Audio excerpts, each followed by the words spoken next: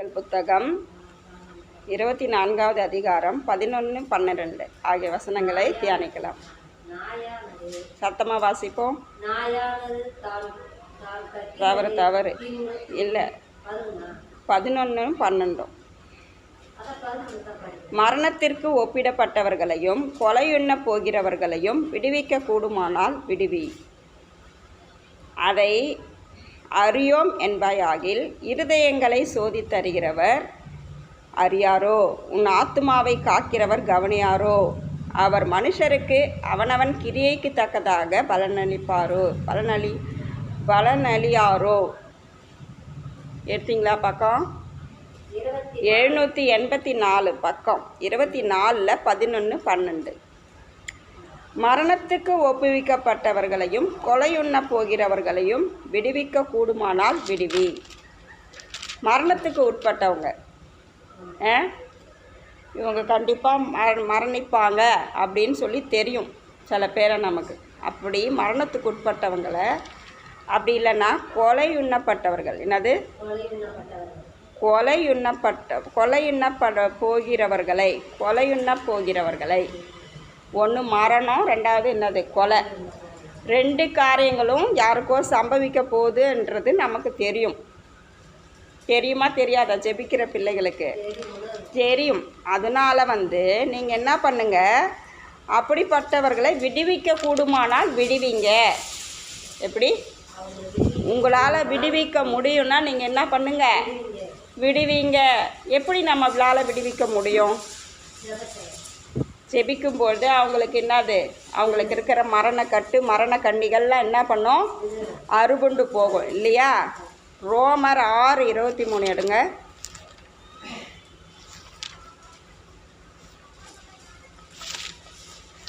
அதை எடுத்தவங்க வாசிங்க. ரோமர் 6:23.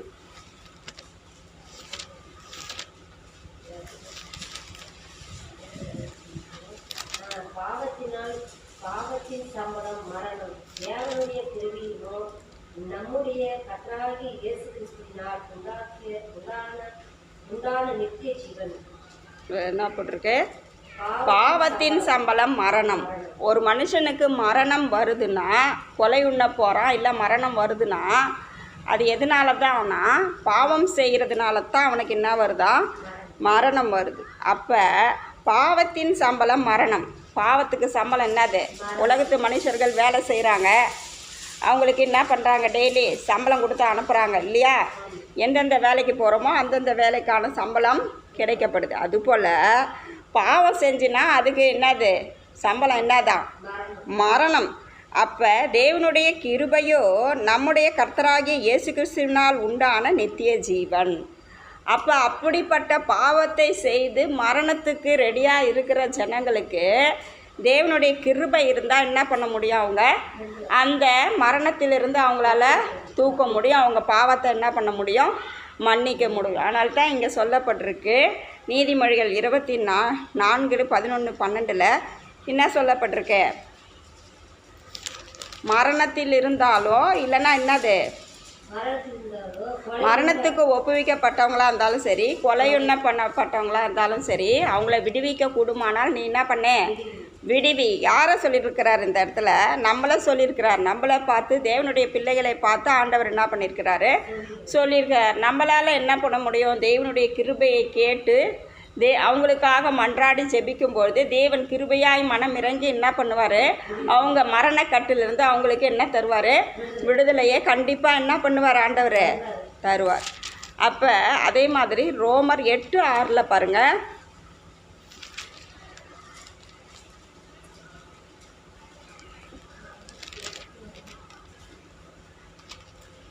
ரோமர் 8:6 படிங்க. ஜீவனும் சமாதானம். மாம்ச சிந்தை மரணம். ரெண்டாவது மரணம் எப்படி நமக்கு வருது? முதல்ல பாவத்தினால மரணம் வருது. ரெண்டாவது மாம்ச சிந்தையே மரணம் தான். நம்ம மனசில் மைண்டில் சிந்திக்கிறோம்ல, தேவனுக்கு பிரியம் இல்லாமல் காரியத்தை சிந்திக்கிறோமா இல்லையா? அந்த சிந்தனையே நமக்கு என்ன கொடுக்குமா? மரணத்தை கொண்டு வரும். அப்போ தான் தேவையில்லாத காரியத்தில் நம்ம என்ன பண்ணக்கூடாது? சிந்திக்கக்கூடாது. மாம்ச சிந்தை எதில் போய் முடியுது? மரணத்தில் போய் முடியுது. அப்போ அதுக்கு எதிர்ப்பாதான் ஆவியினுடைய சிந்தை நம்மளை எங்கே வருது? ஜீவனுக்குள்ளே கொண்டு போகுது. அப்போ மாம்ச சிந்தை மரணம்னு கரெக்டாக ஆண்டவர் என்ன பண்ணியிருக்காரு? வேதத்தில் சொல்லியிருக்கிறாரு. அப்போ மாம்ச சிந்தை நமக்கு என்ன பண்ணக்கூடாது? கண்டிப்பாக இருக்கக்கூடாது. மாம்ச சிந்தைன்னா என்னதுங்க?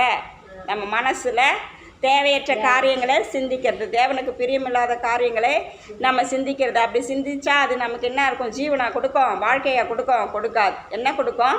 மரணத்தை தான் கொடுக்கும். அப்போ நம்ம என்ன பண்ணணும்?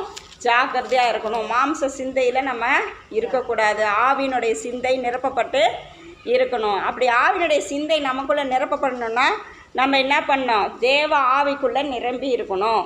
ஆவியினுடைய அபிஷேகத்துக்குள்ளே நம்ம நிரம்பி இருக்கும்போது மாம்சத்தின் காரியங்கள் நமக்குள்ளே என்ன பண்ணாது? வெளிப்படாது. ஆவியின் காரியங்கள் மாத்திரமே நமக்குள்ளே என்ன பண்ணும்? வெளிப்படும். அதேமாரி நீதிமொழிகள் 12:28 எடுத்துங்க. 12:28 எடுத்தவங்க வாசிங்க.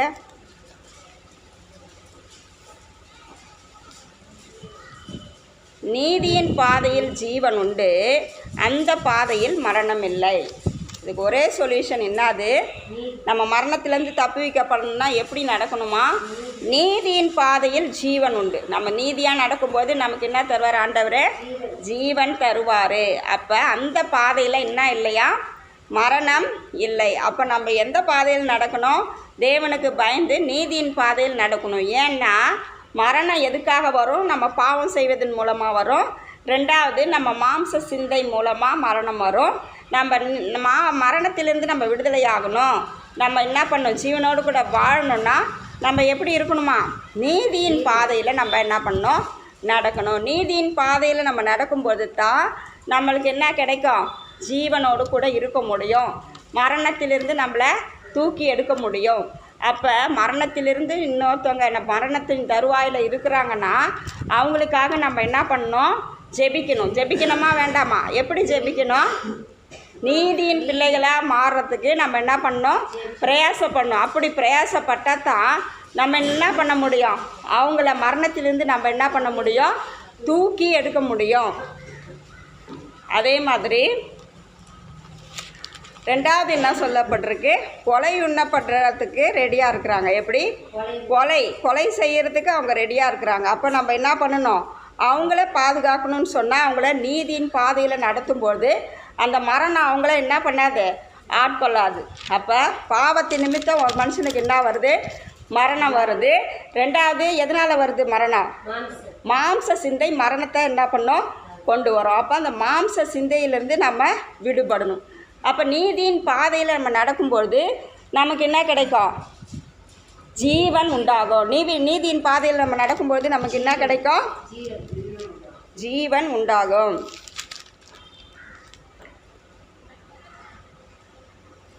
அடுத்தது அந்த 12வது வசனத்தை வாசிங்க.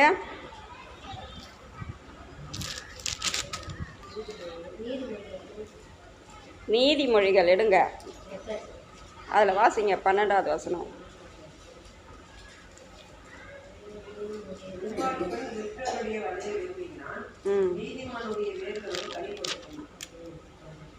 எது எடுக்கிறீங்க? 24 பாருங்க. 24 12 வாசிங்க.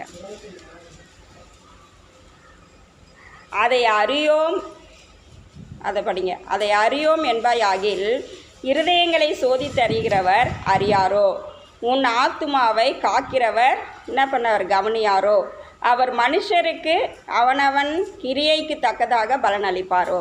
அப்போ இதை அறியல, ஒருத்தன் மரண அவஸ்தையில் இருக்கிறான், ஒருத்தன் உயிர் போகுது, ஒருத்தன் கொலை செய்யப்பட போகிறான் அப்படின்றத அறிஞ்சும் நம்ம கண்டும் காணாமலே இருந்தா தேவன் அறிவாரா? அறிய மாட்டாரா? அப்போ அவங்களுக்காக நம்ம பிரயாசப்படணுமா? பிரயாசம் பண்ணக்கூடாதா? அப்போ அவங்களுக்காக பிரயாசப்படணும்னா ஒன்று தேவனுடைய வார்த்தைகளை சொல்லி அவங்கள நீதியின் பாதையில் நடத்தணும். ரெண்டாவது அவங்களுக்காக நம்ம என்ன பண்ணணும்? ஜெபிக்கணும். அப்படி ஜெபிக்கும்பொழுது தான் என்ன பண்ண முடியும்? அவங்க அந்த மரண காரியத்திலிருந்து அவங்கள விடுவிச்சு கொள்ள முடியும். தேவன் அவங்கள நம்ம மூலமாக தான் விடுவிப்பார். அதனால தான் அவர் சொல்கிறாரு, மரணத்துக்கு ஒப்புவிக்கப்பட்டவர்களையும் கொலையுண்ண போகிறவர்களையும் விடுவிக்க கூடுமானால் நீ விடுவி. யார்? நீ விடுவிக்க ரெடியாக இருந்தீன்னா என்ன பண்ண? கண்டிப்பாக விடுவி. ஏன்னா அவங்க இந்த காரியத்தில் இருக்கிறாங்க, மரணத்தில் இருக்கிறாங்க, கொலை செய்யப்பட போகிறாங்க அப்படின்னு சொல்லி நம்ம புரிந்து கொள்கிறோம், நம்ம தெரிந்து கொள்கிறோம். தேவன் நம்மளோடு கூட என்ன பண்ணுறாரு? இடைபெறாரு. சில பேரை குறித்துனா அவங்களுக்காக நம்ம என்ன பண்ணோம்? பிரயாசப்பட்டு ஜெபிக்கணும். அவங்க எப்படியே போகிறாங்க, அவங்க வாழ்க்கை எப்படியே போகுதுன்னு இல்லாமல் அவங்களுக்காக என்ன பண்ணணும்? ஜெபிக்கணும். ரெண்டாவது, அவங்களுக்கு நீதியின் பாதையில் நம்ம என்ன பண்ணணும்? நடத்தணும். அப்படி நடத்தும்பொழுது தான் அவங்க என்ன பண்ணுவாங்க? ஏன்னா மாம்ச சிந்தை அவங்களுக்கு மரணமாக இருக்குது. ரெண்டாவது, பாவம் செய்கிறதால மரணம் என்ன பண்ணுது? வருது. ரெண்டு காரியத்திலிருந்தும் நம்ம விடுவிக்கப்படணும். அவங்க ஜீவனோடு கூட வாழணுன்னா நம்ம என்ன பண்ணணும்? அதை அவங்களுக்காக பிரயாசப்பட்டு ஜெபிக்கணும். அப்போ தேவ வார்த்தைகளை அவங்கள்ட்ட சொல்லணும். அவங்களுக்காக என்ன பண்ணணும்? நம்ம பாரப்படும் போது அப்போ உன்னால் முடியும், நீ விடுவிக்க கூடுமானால் விடுவின்னு ஆண்டவர் சொல்கிறார். யாரோ இவங்களோ பார்த்துக்கிட்டோம் எப்படியோ போட்டுன்னு சொல்லாமல் அவங்களுக்காக நம்ம பாரம் எடுத்து ஜெபிக்கும் போது தான் தேவன் அவங்கள என்ன பண்ணுவார்? அதிலிருந்து மரணக்கட்டிலிருந்து என்ன பண்ணுவார்? விடுதலை கொடுப்பார். அதை நீ அறியலை, எனக்கு தெரியாது, எப்படியாவது போகட்டும் அப்படின்னு சொல்லி நீ நினச்சின்னா அவர் என்ன பண்ணுவாரா? இருதயங்களை சோதித்து அறிமாட்டாரா? நம்மளோட இருதயத்தில் என்ன இருக்குன்னு சொல்லி அவர் என்ன பண்ணுவார்?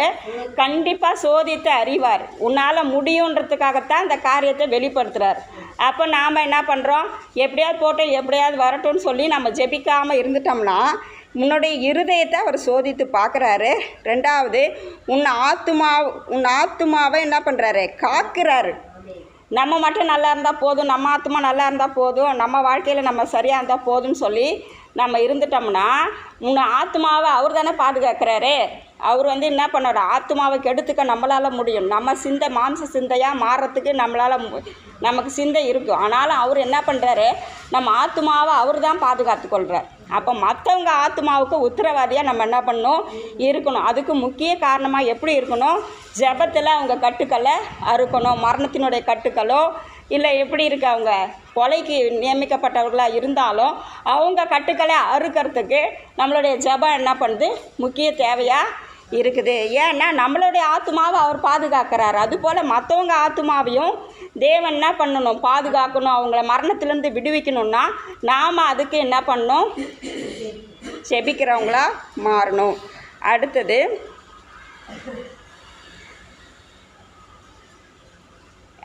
லைன் படிங்க. கவனியாரோ அவர் மனுஷருக்கு அவனவன் கிரியைக்கு தக்கதாக பலனளிப்பார். இல்லை நீ கண்டுக்காமல் விட்டுட்டு யாரோ எப்படியோ போகிறாங்க, யாரோ செத்து போகிறாங்க, யாருக்கோ எப்படியோ ஆகட்டும் அப்படின்னு சொல்லி நம்ம இஷ்டத்துக்கு நம்ம இருந்தோம்னா ஜெபிக்காமல் அவங்கள என்ன பண்ண அவங்க தேவனுடைய வார்த்தைகளை சொல்லி அவங்கள நீதியின் பாதையில் நடத்தாமல் நம்ம போனோம்னா நம்மளை என்ன பண்ணுவார் ஆண்டவர்? நம்மளுடைய கிரியைக்கு தக்க பலனை ஆண்டவர் கண்டிப்பாக என்ன பண்ணுவார்? கொடுப்பார். அப்போ நாம் என்ன பண்ணணும்? ஜாக்கிரதை உள்ளவங்களாக இருக்கணும். நம்மளை ஆத்மாவை தேவன் பாதுகாக்கிறது போல் மற்றவங்க ஆத்மாவும் பாதுகாக்கப்படணும். அவங்களும் என்ன பண்ணணும்? மரணத்துக்குரிய பாத்திரவன்களாக இருந்தால் அவங்க எப்படி மாறணும்? ஜீவனுக்குள்ள பாத்திரமாக மாறணும். பாவத்திலிருந்து அவங்க விடுதலை ஆகணும். ரெண்டாவது என்ன பண்ணணும்? மாம்ச சிந்தையிலேருந்து விடுதலை ஆகணும். இந்த ரெண்டு காரியங்களும் மரணத்தில் கொண்டு போய் என்ன பண்ணோம்? சேர்க்கும். அவங்கள நீதியின் பாதையில் நம்ம நடத்தும்போது அவங்களுக்கு என்ன வரும்? ஜீவன் உண்டாகும். ஜபத்தினால தாங்கணும். தேவனுடைய வார்த்தையினால் நம்ம அவங்கள தாங்கி அந்த காரியத்திலிருந்து அவங்களுக்கு விடுதலை வாங்கி தரணும். அப்போ தேவன் என்ன சொல்கிறாரு? நீ விடுவிக்க கூடுமானால் என்ன பண்ண? விடுவி அப்படின்னு சொல்லி நம்மக்கிட்ட தான் அந்த பொறுப்பை தேவன் என்ன பண்ணுறாரு? ஒப்பு கொடுக்குறாரு. ஜெபம் பண்ணலாமா? ஸ்தோத்திரம் ஆண்டவரே, நன்றியோடு கூட நம்ம துதிக்கிறோம். அப்பா, உமக்கு நன்றி செலுத்துகிறோம். அப்பா, நீதிமொழிகள் 24:11-12 படி தேவ ஆவியானவரே நீர் எங்களோடு கூட இந்த வேலையில் பேசுகிறீரப்பா. ஆண்டவரே, மரணத்தில் இருக்கிற ஜனங்களை அப்பா ஆண்டவரே ஸ்தோத்திரம், கொலைக்கு நியமிக்கப்பட்ட ஜனங்கள் இருக்கிறார்கள் அப்பா. நீர் விடுவிக்க கூடுமானால் விடுவியின் என்று வார்த்தை கொடுத்திருக்கிறீரப்பா. ஆண்டவரே, நாங்கள் எப்படி விடுவிக்க வேண்டும் என்று எங்களுக்கு கற்றுக் கொடுங்க. ஆவியானவரை நடத்துங்க. எங்கள் கண்பன் முன்பதாக நடக்கிற இப்படிப்பட்ட காரியங்கள் இந்த ஜனங்களை மீட்டெடுக்க எங்களுக்கு உதவி செய்யுங்கன்னு ஜெபிக்கிறோம் ஐயா. அது மாத்திரம் அல்ல ஆண்டவரே, எங்களுக்கு என்னன்னு சொல்லி நாங்கள் போகக்கூடாது ஆண்டவரை. அப்பா நாங்கள் அப்பா சோத்திரம் யாருக்கோ எவருக்கோ நடக்குதுன்னு சொல்லி நாங்கள் இருக்கக்கூடாது. ஏன்னா எங்கள் உள்ளந்திரியங்களை நீர் ஆராய்ந்து அறிந்திருக்கிறீரப்பா ஆண்டவரே. நீரப்பா எங்களை பார்த்து கொண்டிருக்கிறீர். நீங்களப்பா சோத்திரம் எப்படி நீங்கள் பயன்படுறீங்க, மற்றவர்களுக்காக எப்படி பிரயோஜனமாக இருக்கிறீங்க, நீங்கள் விடுவீங்கன்னு சொல்லி எங்களோடு கூட பேசுகிறீங்க ஆண்டவரை. அப்பா சோத்திரம் அந்த வசனத்தின் படியாயப்பா நாங்கள் மற்றவர்களுக்கு அப்பா ஜீவனை கொடுக்கக்கூடிய, நீதியின் பாதையில் நடத்தக்கூடிய, ஜீவ வார்த்தைகளை கொடுக்கக்கூடியவர்களாய் எங்களை மாற்றுங்க. மரணத்தின் பிடியிலிருந்து அப்பா தூக்கி விடுகிற பிள்ளைகளாய் அப்பா எங்களை மாற்றுங்கன்னு செபிக்கிறோம் ஆண்டவரை. அப்பா நாங்கள் அப்படி அப்பா அசட்டையாய் உம்முடைய காரியத்தை செய்யாமல் போனால் அப்பா நீர் ஆண்டவரை அந்த கிரியைக்கு தக்க பலனை கொடுப்பேன் என்று சொல்லியிருக்கிறீரப்பா.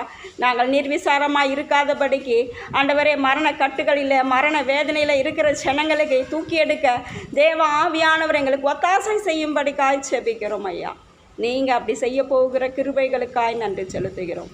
இயேசுவின் ஜெபம் கேள் நல்ல பிதாவே, ஆமென்.